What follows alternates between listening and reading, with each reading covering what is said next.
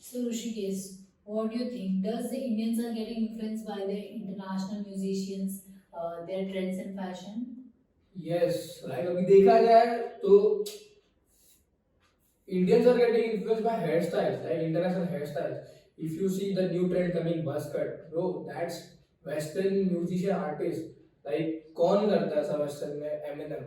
Eminem ने उसका start किया, Eminem का हेयर स्टाइल है. अभी वो इंडियंस जब ये Eminem ने 2010 में वो स्टार्ट किया था वो कल्चर, वो अभी इंडिया में 2022 से 23 में आ रहा है. और अभी ये देखोगे तो like there used to be an era of 2016 where Justin Bieber was on hype. Justin Bieber का तो अभी नया हेयर स्टाइल आया था, Yes. येलो येलो भी पहली बार येलो येलो बाल किए थे. तो अभी Indians are like going crazy bro, ये कौन सा हेयर स्टाइल है. तो अभी एक इन्फ्लुएंसर इन्फ्लुएंसर मुझे एक ब्लॉगर था इंडिया में, दानी जैन नाम का. Yes. भाई वो बंदे ने पहली बार इतना खर्चा करके वो बाल बनाए थे वैसे. And he used to be he is Indian Justin Bieber. भाई बेचारे का एक्सीडेंट हो गया, that's the thing. But and उसको देख के भी बहुत लोगों ने वो चीज फॉलो की है.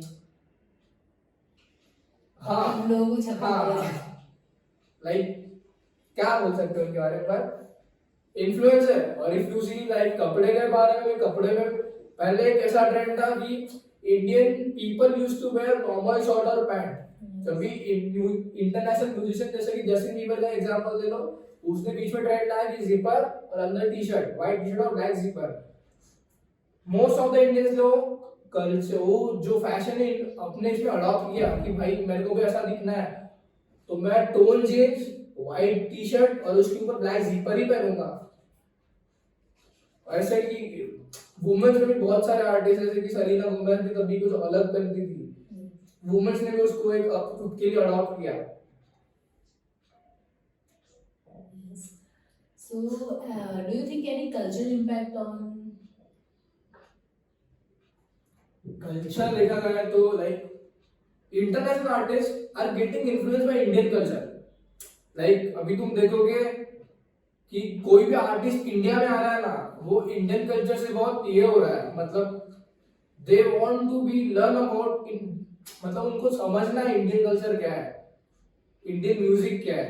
क्योंकि इंडियन म्यूजिक का इतना हाइप है कि अपने को इंडिया में दिखता नहीं है, पर if you go in western जैसे कि मेरा एक फ्रेंड है, he was in California for like 2 weeks. He told me that Indian hip hop is widely in California. Like people don't listen to in their own artists. People in America, people listen to like Sambata. Bro, I was like shocked. Bro, Sambata in America is like legit the thing, bro.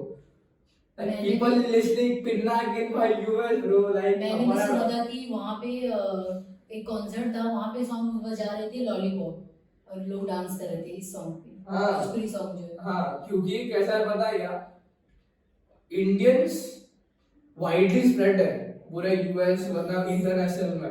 अभी कैसा आप कहाँ भी जाओ तो Indian 70% तो Indian से दिखेंगे. तो वहाँ का कल्चर भी वैसा है, वहाँ का म्यूजिक भी वैसा है.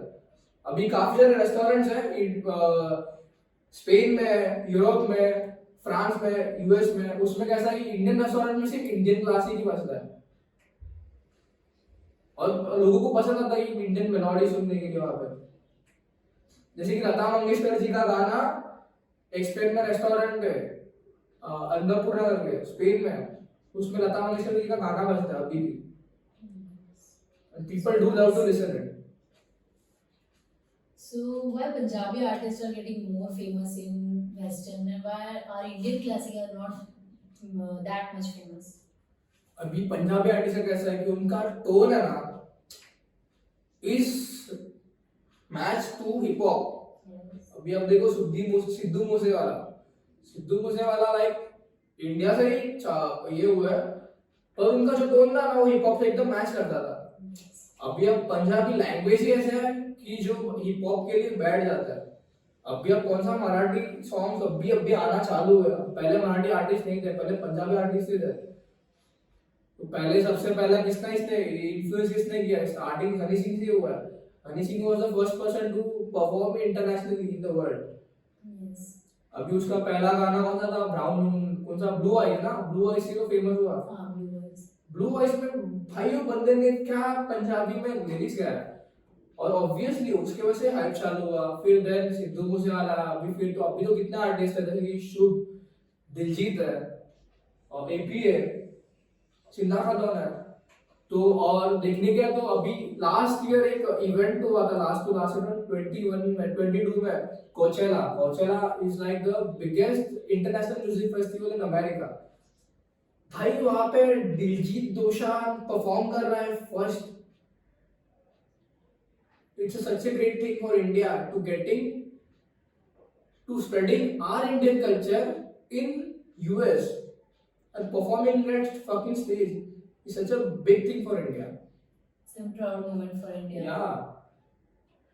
Does Indian Brands have sponsored the international artists in India? Yes, it did. In 2021, there was an event called Zomato Feeding India, which was basically an NGO. So the owner of Zomato, Dipinder Goyal, Yes. had sponsored the international hip hop artist Post Malone. भाई तभी पहली बार India में Post Malone आया था, hype था भाई। तभी तो पब्लिक वाज गोइंग क्रेजी कि मुझे टिकट चाहिए, टिकट। पर ticket was sold in 1 week. So या दैट स्पॉन्सर किए बहुत सारे। अभी आप देखोगे तो there was a main backbone in this of bringing international artist into India, the CEO of Sunburn, Karan Singh. Karan Singh ऐसा बंदा है कि भाई ने सब चालू कर दिया सनबर्न से ही। मतलब बंदे ने सबसे पहला लाया दिमित्री वेगस, ऐसे बड़े बड़े आर्टिस्ट को इंडिया में ले गया पहली बार लो बजट में। तभी से इंडिया, जब गोवा में बड़े बड़े इवेंट्स होते थे, गोवा से सब चालू हुआ है। तभी सबसे पहला ईडीएम कल्चर इन्फ्लुएंस होना चालू हुआ इंडिया में। ईडीएम नाम का पहले कोई चीज नहीं था इंडिया में। जब भी करण सिंह ने पहली बार दिमित्री वेगस जैसे आर्टिस्ट को इंडिया में बोला तो तभी पता चला कि भाई ये सब भी चीज होता है। And people are more enjoyed the EDM culture. हाँ, कि कैसा है भाई, एलन वॉकर इंडिया में आके इंडियन गाने ही बजा रहा है। मार्च फेलो 2016 में छैया छैया बजा रहा है। मतलब अलग बात है ना। Action. So what do you think, from where the hype started bringing the international artists in India? Basically the hype started from 2017। मतलब इंडिया में आर्टिस्ट आते थे, छोटे मोटे आर्टिस्ट तो आते थे, पर 2017 में सबसे बड़ा फेमस आर्टिस्ट आया था मई में, Justin Bieber, DY Patil stadium में।